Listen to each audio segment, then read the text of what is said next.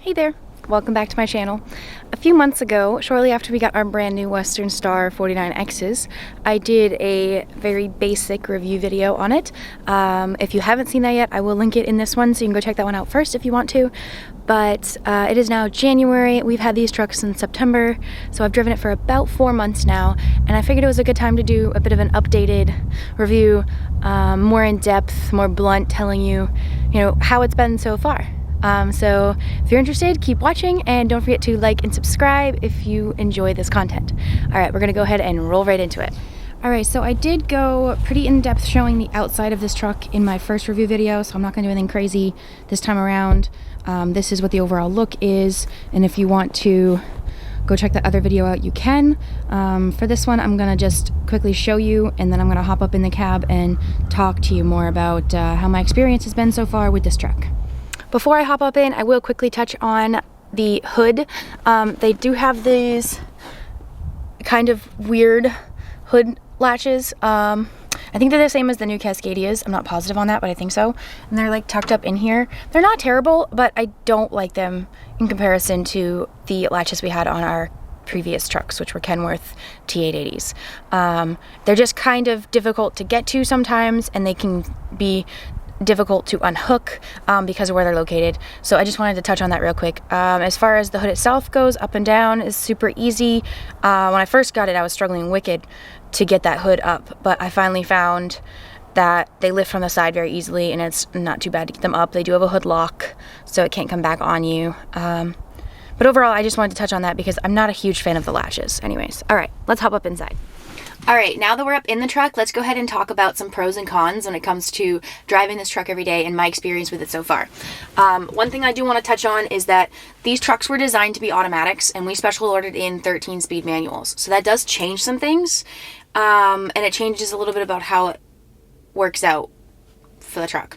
We had a couple of minor issues when we first got the trucks, because they were designed to be automatics, and there was a couple of issues with the computer programming that had to be fixed before they would rev properly. But that was prior to me ever even really sitting in the truck, so it didn't really affect me driving it or anything like that. The only other thing that I think is related to it being designed as an automatic is the fact that the engine brake seems a bit weak. It doesn't engine brake as aggressively as our previous trucks, and it doesn't engine brake as aggressively as I would like. And I think part of that is because I've driven a couple of these newer automatics, and in the automatics, when you turn the engine brake on, it automatically downshifts, which I was never a fan of driving the automatics. But I think that's why when you put that same engine brake into a truck with a standard transmission, then all of a sudden that engine brake feels weak, because I don't want a downshift. I just want engine brake, and I want aggressive engine braking, and instead it's not as strong in engine braking because it's expecting the truck to downshift and kind of brake that way. Anyways, so it's a little different because it has the standard transmission rather than the automatic. I wish the engine brake was a little bit stronger, but I think that's because it was designed to be an automatic. Anyways, these trucks do pull wonderfully.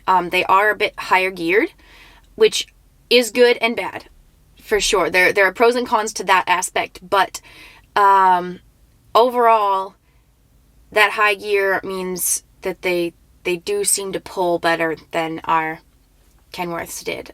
We previously had the 2018, I believe, Kenworth T880s.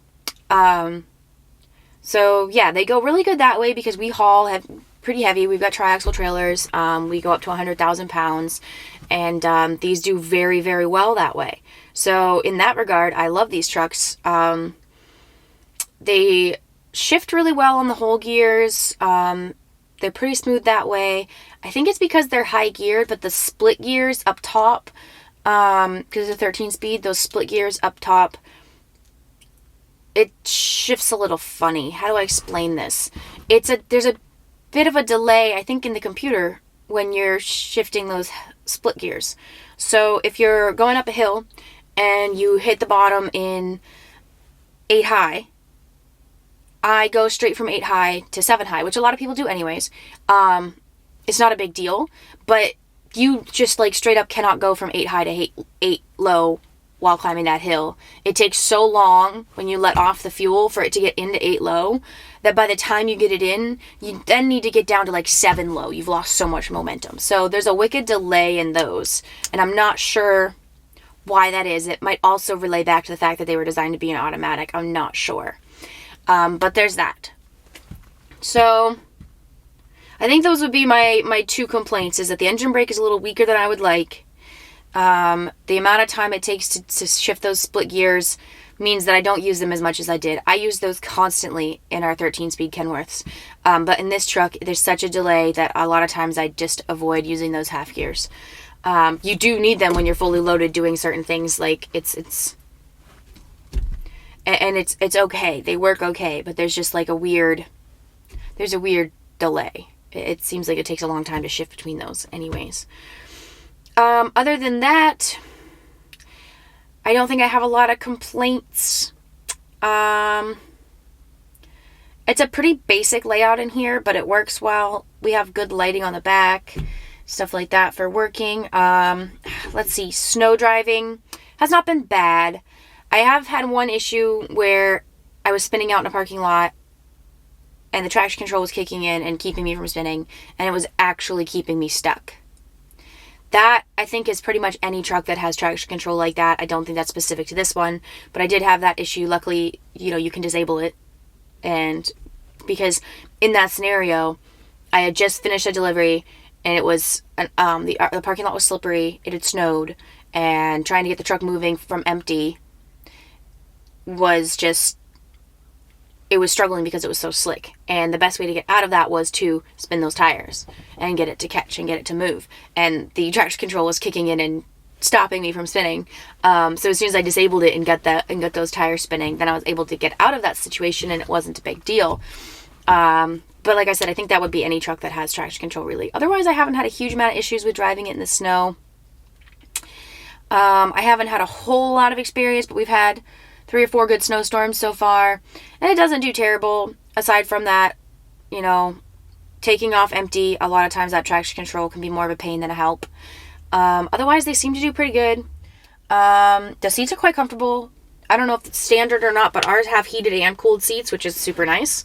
Definitely love that feature. It doesn't have very much space. I think I mentioned that in my last video, which is a pain. We ended up building a storage box to put in the middle because there is like 0 storage in this cab, which is a huge letdown. It's not the end of the world, but it really made it complicated when we moved into these trucks to try and figure out where to put all of our gear, all of our tools, all of our paperwork that we need to have, cleaning supplies like window wash and paper towels and all that stuff, like just had nowhere to go. So that was a little rough. Let's see, what else? I think those are the only things I would really touch on is about overall. Like, I do like the amount of power this truck has.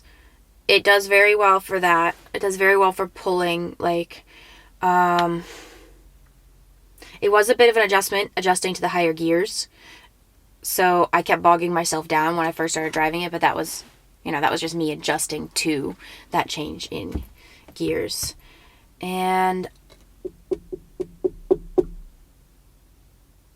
yeah, I think those are the main topics that I would want to touch on here. I'll give you a quick sweep over of what this cab looks like. I know I showed it in my other video, but if y'all want to see real quick, I can start it up and show it to you real quick. But that's kind of like my overall feelings after a few months. I don't hate this truck. There are a few things that I wish were different. There are a few things that I wish worked like our Kenworth. Our Kenworth did feel a little bit more decked out, for sure. These feel a little bit more on the basic side. But they look awesome, and they pull great. And those 2 things are worth a lot. I love the look of these trucks on the outside. I love how well they pull. They are not fazed by the weight. The only other thing I would comment on that I forgot about is that they are a bit cold-blooded. We plug ours in, so we haven't had any issues in the cold, but you can tell that they don't like the cold. They start hard if it's below like 40 degrees outside. Like, they really don't like the cold. We plug in once it gets below freezing, and so we haven't had any issues as far as, they start up okay when they've been plugged in, but when it first started getting cold and we usually don't plug in until we get down below freezing, like 38 degrees outside, and the truck sits overnight and it starts to start hard. So there's that. Again, not the end of the world, but something you kind of got to be aware of. So you don't get yourself into trouble that way. But yeah, I think that's about it. I'm going to start it up real quick, just to give you guys a little sneak peek into that, and then I'm going to wrap this up and hit the road. All right, so this is what I see every day from my seat, and I'm going to go ahead and kick it on here. Got to let the dials go over once, and then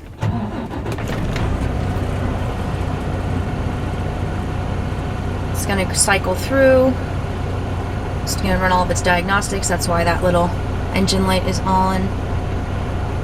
And there it goes. We're all good. She started up nicely because I had her running a few minutes ago. This is the dash layout. I did add this in. That's obviously not standard on it, but it's a pretty good layout overall. It heats and cools really well. I like how it has this setting. I've never had a truck with this setting where you can have defrost, heat on your feet, and heat on the center, like all at the same time. Like you can run all of the vents at once, and I love that setting. And the seats are super comfortable. Absolutely freaking love the seats in this thing. And I love the heat and cooled seats. They have a lot of good adjustments for all of that with the seats. They're fantastic. So yeah, and then up here you've got your computer layout. You've got all your dials here.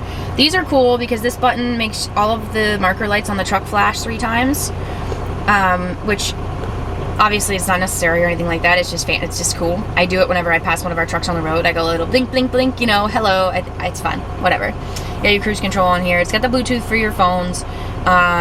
It works great for the person you're talking to on the phone. Like, they can hear you great.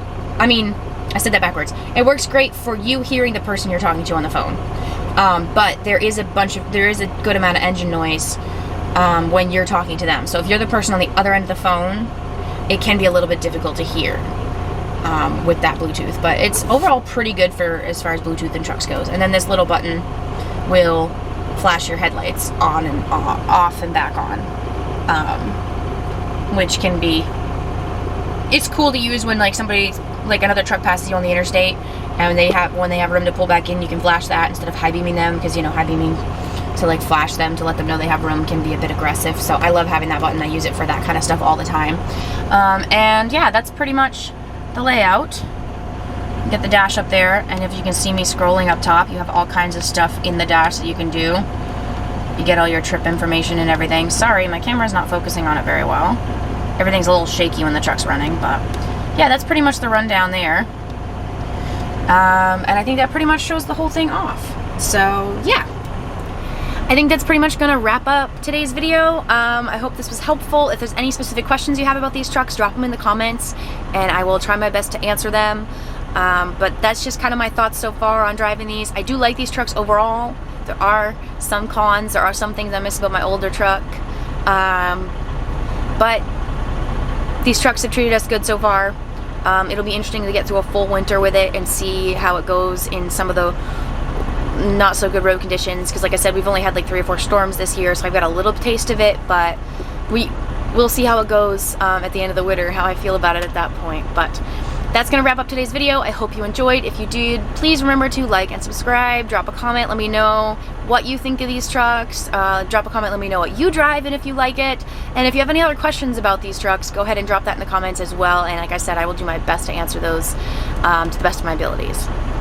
Alright, that's all for now. We'll catch you on the next one.